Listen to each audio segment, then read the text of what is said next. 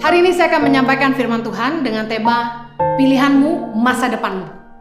Tahukah Anda bahwa pilihan-pilihan kita yang akan membawa kita kepada masa depan kita? Galatia 6 ayat yang ke-7 berkata begini, jangan sesat, Allah tidak membiarkan dirinya dipermainkan. Karena apa yang ditabur orang, itu juga yang akan dituainya.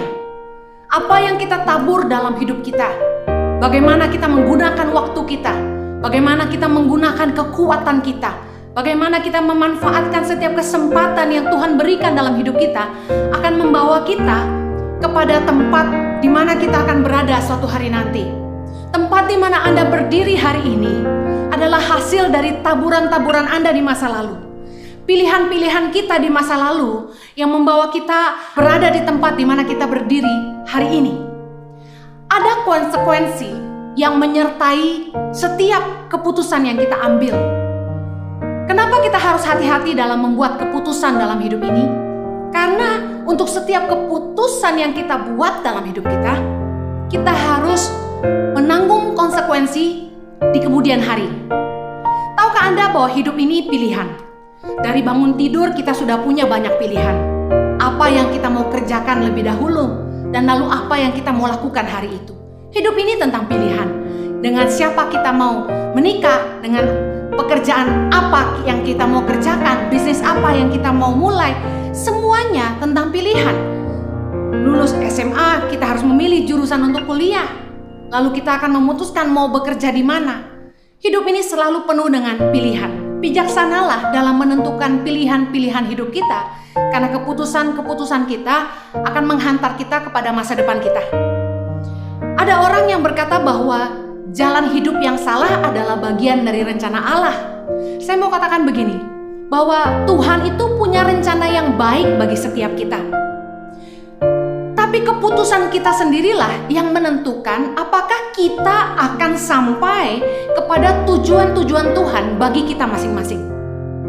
Yeremia 29 ayat 11 berkata, sebab aku ini mengetahui rancangan-rancangan apa yang ada padaku mengenai kamu. Demikianlah firman Tuhan, yaitu rancangan damai sejahtera dan bukan rancangan kecelakaan, untuk memberikan kepadamu hari depan yang penuh harapan. Saya percaya Tuhan tidak pernah merancangkan yang buruk bagi setiap kita. Tapi kalau kita sampai dalam perjalanan hidup yang buruk, itulah adalah merupakan hasil dari taburan kita di masa lalu. Ada beberapa orang yang mengalami hal-hal yang tidak diinginkan di luar dari kendalinya. Tapi itu juga merupakan perbuatan orang lain terhadap dia. Taburan orang lain terhadap dia bukan kehendak Tuhan bagi dia.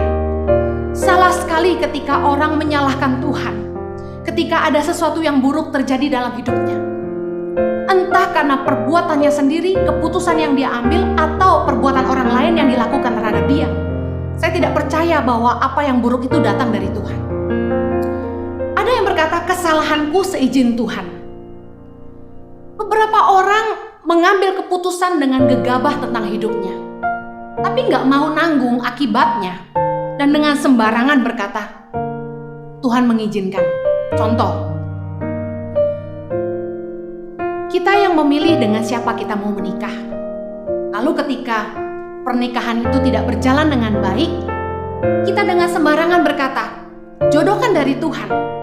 Tuhanlah yang mengirimkan kepada saya suami yang seperti ini dan istri yang seperti itu. Padahal saya mau katakan begini, Tuhan kita adalah Tuhan yang memberikan kehendak bebas kepada kita.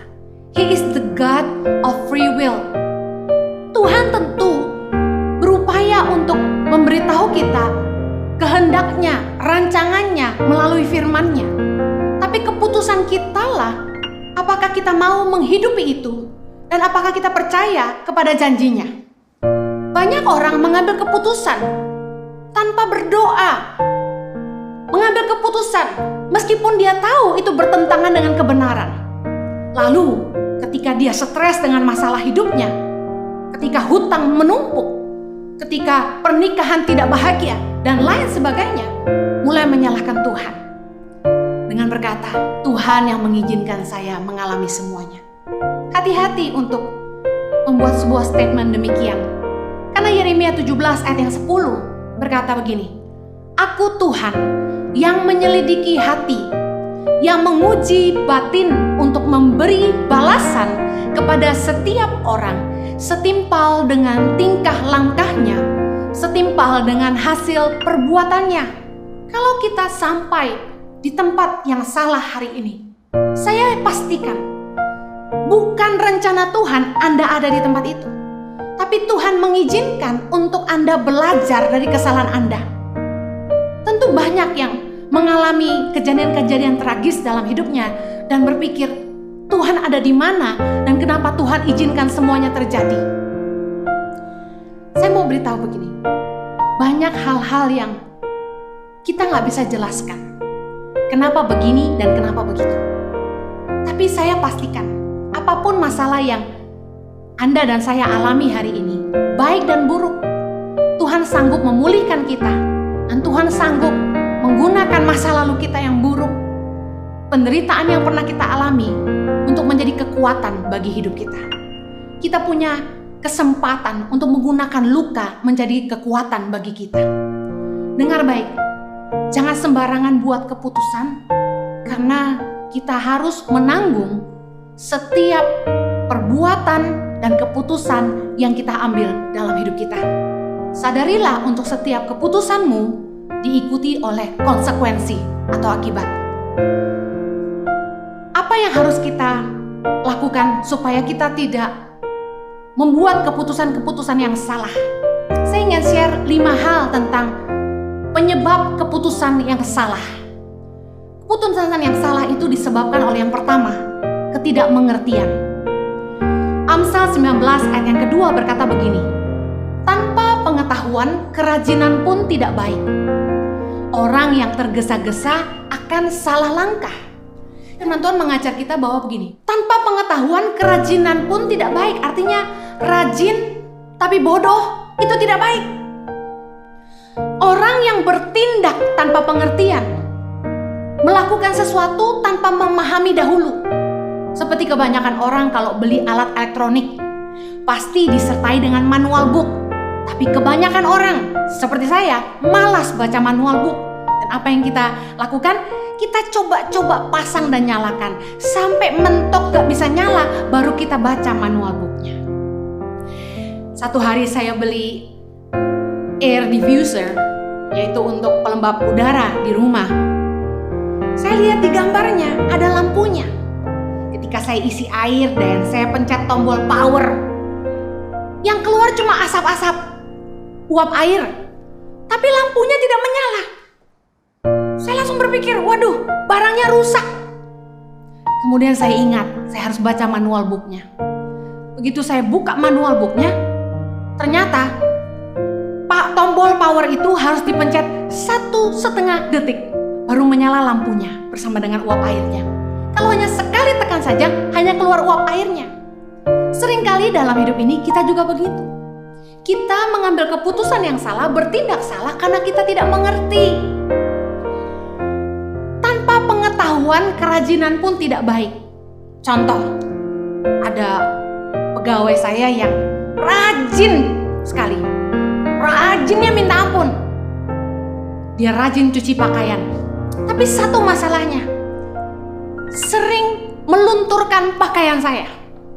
Kelihatannya rajin, tapi kalau tidak ngerti cara mengerjakan pekerjaannya, hasilnya tidak baik.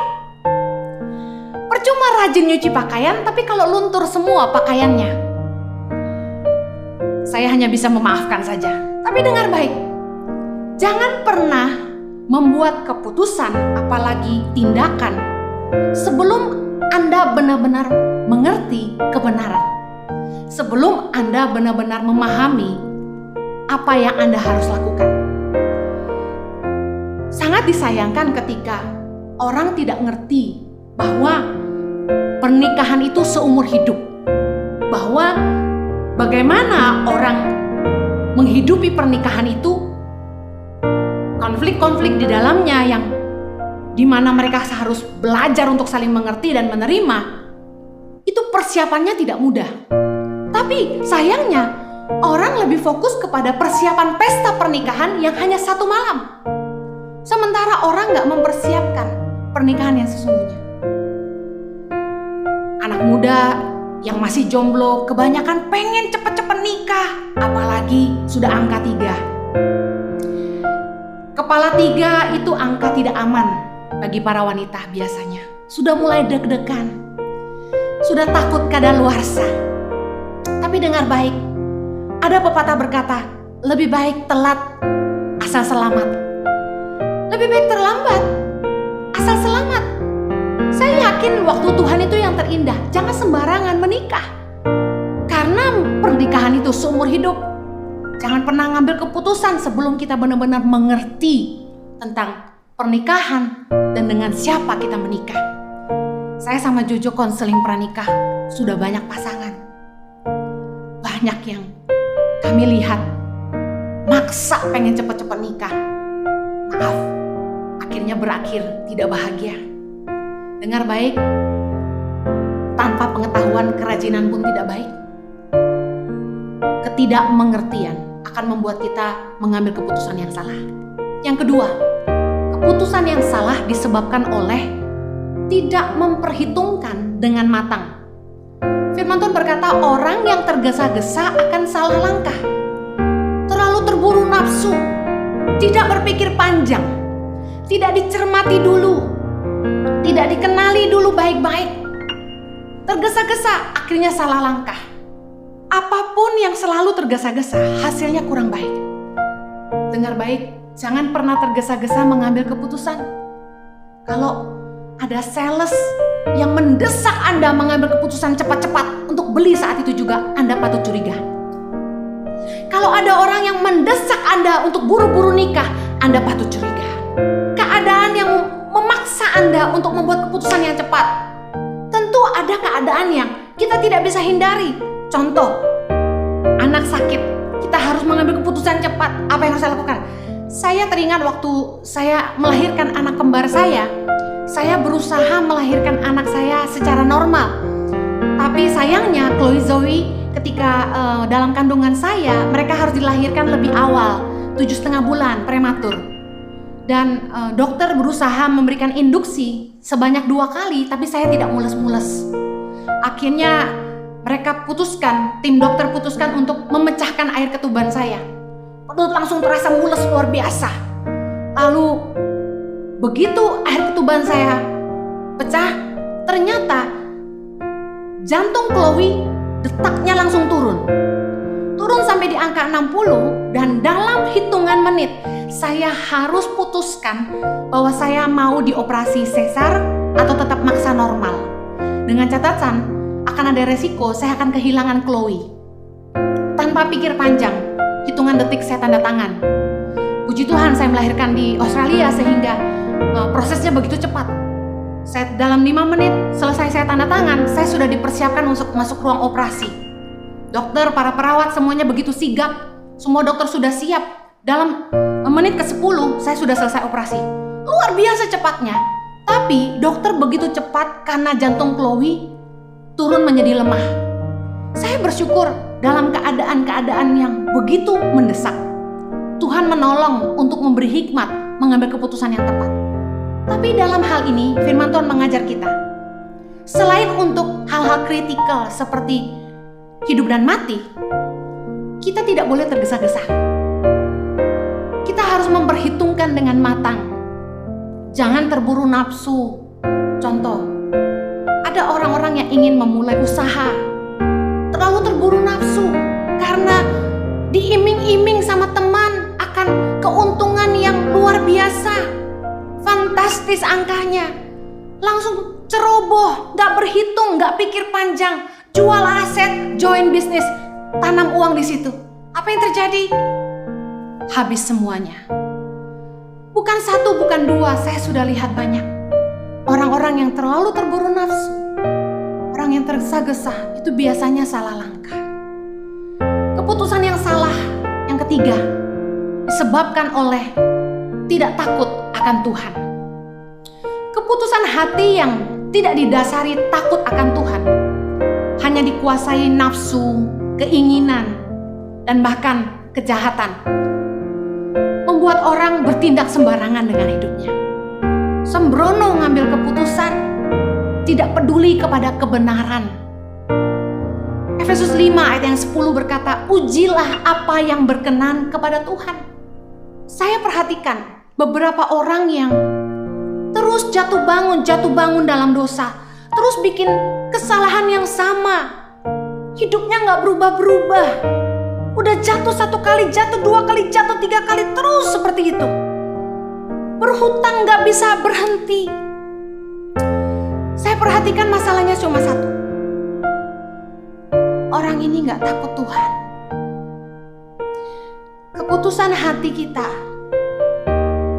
menunjukkan, memperlihatkan apakah kita takut akan Tuhan atau tidak. Firman Tuhan berkata dalam Mazmur 25 ayat yang ke-12, siapakah orang yang takut akan Tuhan?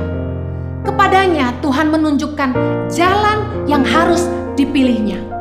Orang-orang yang takut akan Tuhan itu akan dibimbing Tuhan di dalam hatinya untuk memilih jalan yang harus dipilihnya. Amsal 8 ayat 13 berkata begini, takut akan Tuhan ialah membenci kejahatan. Aku benci kepada kesombongan, kecongkakan, tingkah laku yang jahat, dan mulut penuh tipu muslihat. Kalau kita mau tahu apakah kita hidup takut akan Tuhan atau tidak, mari lihat apakah kita benci kejahatan. Apakah sebaliknya kita rajin berbuat jahat sama orang. Yang kedua, apakah kita sombong? Apakah tingkah laku kita congkak? Yang ketiga, apakah tingkah laku kita jahat dan mulut kita sering menipu orang? Orang-orang yang tidak takut akan Tuhan, tidak percaya bahwa Tuhan itu melihat semua yang dia buat. Sebaliknya, orang yang takut akan Tuhan itu dia sadar betul akan kehadiran Tuhan, bahwa Tuhan itu maha besar, maha tahu, maha kuasa, bahwa Tuhan itu melihat semua yang kita buat. Yeremia 16 ayat 17 berkata, sebab aku mengamat-ngamati segala tingkah langkah mereka, semuanya itu tidak tersembunyi dari pandanganku, dan kesalahan mereka pun tidak terlindung di depan mataku. Tahukah Anda, ketika kita mengambil keputusan yang salah, ketika kita berbuat salah, Tuhan melihat semuanya. Hiduplah takut akan Tuhan. Orang-orang yang takut akan Tuhan, pertimbangan hatinya pasti adalah kebenaran firman Tuhan. Keputusan hatinya pasti selalu bertanya apakah Tuhan berkenan. Keputusan hatinya pasti adalah apa yang jadi kehendak Tuhan. Pernah dengar istilah WWJD? What will Jesus do? Orang yang takut akan Tuhan akan berpikir apa yang Tuhan mau dia lakukan. Sebaliknya, orang-orang yang tidak takut akan Tuhan tidak akan peduli seolah Tuhan tidak ada. Bahkan tidak percaya akan firman-Nya, dan bahkan mungkin meskipun tahu firman, tidak peduli akan firman Tuhan, tidak taat akan firman. Orang yang tidak takut akan Tuhan, tidak heran pertimbangan hatinya hanya kenajisan, kesombongan, nafsu, keinginan, dan akhirnya membuat dia selalu bikin keputusan yang salah, berakhir di tempat yang salah, menikah dengan orang yang salah. Kalau Anda tidak mau ada di tempat yang salah, hiduplah takut akan Tuhan. Yang keempat, keputusan yang salah itu disebabkan karena menghakimi dengan sekilas pandang. Yesaya 11 ayat yang ketiga berkata begini, ya, kesenangannya ialah takut akan Tuhan. Ia tidak akan menghakimi dengan sekilas pandang saja atau menjatuhkan keputusan menurut kata orang. Jangan cepat menilai orang dari sekilas pandang saja. Artinya gini, jangan cepat menilai orang tuh dari penampilan. Kita bisa terkecoh. Don't judge the book by the cover. Jangan membuat keputusan berdasarkan apa yang kelihatan.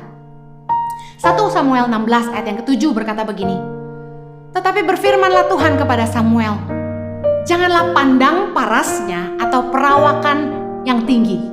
Sebab aku telah menolaknya, bukan yang dilihat manusia, yang dilihat Allah. Manusia melihat apa yang di depan mata, tetapi Tuhan melihat hati. Tuhan mengajarkan kepada kita untuk jangan terkecoh hanya dengan penampilan luar, packaging, apa yang kelihatan di depan mata. Kita bisa tertipu. Yang paling penting dari seseorang itu adalah hatinya. Dan bagaimana kita bisa melihat hati seseorang? Hati seseorang itu, kata firman Tuhan, akan meluap dari kata-katanya. Hati seseorang itu akan nyata dalam tindakan-tindakannya. Perhatikan bahwa karakter, sikap hati, attitude itu jauh lebih penting daripada penampilan luar kita. Banyak orang yang hanya sibuk mempercantik diri dari luar, tapi lupa bahwa yang paling berharga di mata Tuhan adalah roh batiniah kita. Dengar baik, jangan ngambil keputusan hanya dari sekilas pandang penampilan luar seseorang. Anda bisa tertipu. Bukankah seringkali kita berkata, aduh gak nyangka ya orangnya kayak begitu. Gak nyangka ya. Saya pernah punya pengalaman yang luar biasa. Saya kenal dengan seorang wanita yang kalau ngomong tuh lemah lembut abis. Lembutnya luar biasa. Bahkan kelihatan sangat rendah hati. Ya Ci, aduh rendah hati banget.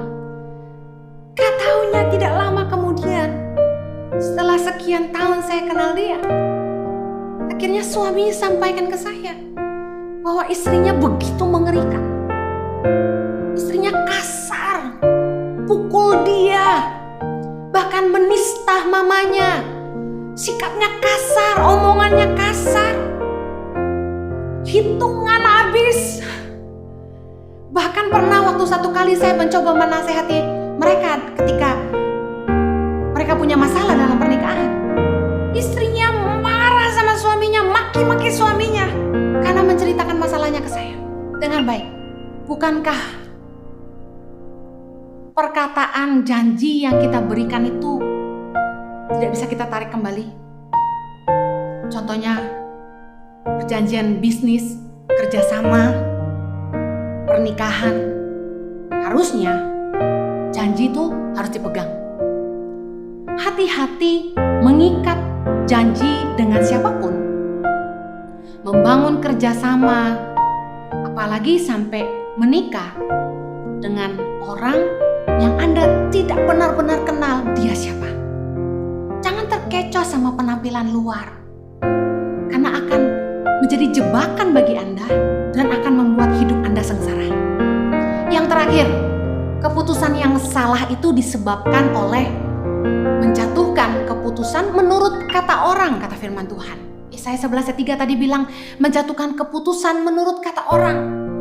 Listen, don't be a man pleaser. Jangan jadi orang yang hanya mau nyenengin orang lain. Jangan ikut-ikutan kata orang. Misal contoh, Anda mau beli pakaian. Anda bilang Anda suka warna biru, tapi temanmu bilang gini, kamu lebih cocok warna merah. Anda sebenarnya lebih suka warna biru, tapi karena teman-temanmu berkata warna merah lebih cocok, Anda beli warna merah. Itu baru soal baju. Anda beli, Anda bisa tidak pakai, Anda bisa kasih orang lain. Tapi bagaimana dengan pernikahan? Teman-temanmu bilang gini, kasihan dia baik loh, dia cinta loh sama kamu, dia sabar nungguin kamu. Nunggu apa lagi? Dia kaya loh, ganteng loh. Listen up, jangan bikin keputusan hanya ikut kata orang. Ingat, keputusanmu tanggung jawabmu. Galatia 1:10 berkata begini, jadi bagaimanakah sekarang? Adakah ku cari kesukaan manusia atau kesukaan Allah? Adakah ku coba berkenan kepada manusia? Sekiranya aku masih mencoba berkenan kepada manusia, maka aku bukanlah hamba Kristus. Dalam mengambil keputusan dalam hidup kita, jangan bikin keputusan hanya untuk nyenengin orang banyak. Bikin keputusan yang benar, yang sesuai dengan kebenaran firman Tuhan. Sekalipun mungkin orang banyak gak setuju sama kamu, tapi dengar baik, jangan takut sama orang, karena firman Tuhan berkata takut sama orang itu jerat. Takutlah akan Tuhan. Setiap kita harus bertanggung jawab atas keputusan yang kita ambil dan setiap langkah yang kita buat. Jangan menyalahkan orang lain atas nasihat mereka, karena kuasa untuk memutuskan ada di tangan kita. Jangan beri telingamu kepada orang-orang yang salah. Orang bisa bilang apa saja, tapi dengar baik. Kita yang harus bertanggung jawab akan keputusan kita. Jangan sampai kita meminta nasihat dari orang-orang yang salah. Mazmur 1 ayat 1 berkata begini, berbahagialah orang yang tidak berjalan menurut nasihat orang fasik, yang tidak berdiri di jalan orang berdosa, dan yang tidak duduk dalam kumpulan pencemooh. Mengapa orang selalu mengambil keputusan yang salah? Ada 3 hal. Yang pertama, lingkungan pergaulan tidak pernah berubah. Yang kedua, sudut pandang tidak berubah. Yang ketiga, cara hidup tidak berubah. Kalau Anda mau memperbaiki hidupmu dan tidak bikin salah terus, dengar baik. Berdoalah supaya Tuhan memulihkan hidupmu. Dengan siapa kita bergaul akan menentukan cara pandang kita. Bijaksanalah memilih teman dan siapa yang kita dengar. Amsal 13 ayat 20 berkata, siapa bergaul dengan orang bijak menjadi bijak, tapi siapa berteman dengan orang bebal menjadi malang. Your friends determine your future. Teman-temanmu menentukan masa depanmu. Bagaimana supaya Tuhan memulihkan hidup kita? Dengar baik. Kalau kita mau hidup kita berubah, cara hidup kita harus berubah. Roma 12 ayat 2 berkata, janganlah kamu menjadi serupa dengan dunia ini, tapi berubahlah oleh pembaharuan budimu, sehingga kamu dapat membedakan manakah kehendak Allah, apa yang baik, yang berkenan kepada Allah, dan yang sempurna. Kita tidak bisa mengubah tempat di mana kita berdiri hari ini, tetapi kita dapat memutuskan kemana kita mau pergi. Bagaimana Anda mau hidup di masa depan tergantung dari keputusan Anda hari ini. Ubah cara hidupmu. Yang terakhir, kalau Anda ingin Tuhan memulihkan hidupmu, rendahkan diri, cari Tuhan sungguh-sungguh, dan bertobat dari segala dosa-dosamu. 2 Tawari 7 ayat 14 berkata, dan umatku yang atasnya namaku disebut merendahkan diri, berdoa mencari wajahku, lalu berbalik dari jalan-jalannya yang jahat, maka aku akan mendengar dari sorga dan mengampuni dosa mereka, serta memulihkan negeri mereka. Tuhan kita pemurah. Kalau Anda telah bikin banyak keputusan yang salah di masa lalu, jangan menyerah, karena Tuhan tidak pernah menyerah sama hidupmu. Tuhan sanggup pulihkanmu, asalkan Anda mau sungguh-sungguh mencari Tuhan, berbalik kepada Tuhan, dan bertobat sungguh-sungguh dari segala dosa-dosamu. Saya percaya Tuhan pasti akan memulihkan hidupmu. Mari kita berdoa. Kasih karunia-Mu kiranya menolong kami, supaya kami selalu hidup di jalan-jalan-Mu. Biarlah kiranya pertimbangan hati kami selalu kebenaran firman-Mu dan takut akan Engkau. Tolong Tuhan, supaya kami tidak buat keputusan yang keliru dan kami tidak terus hidup di masa lalu.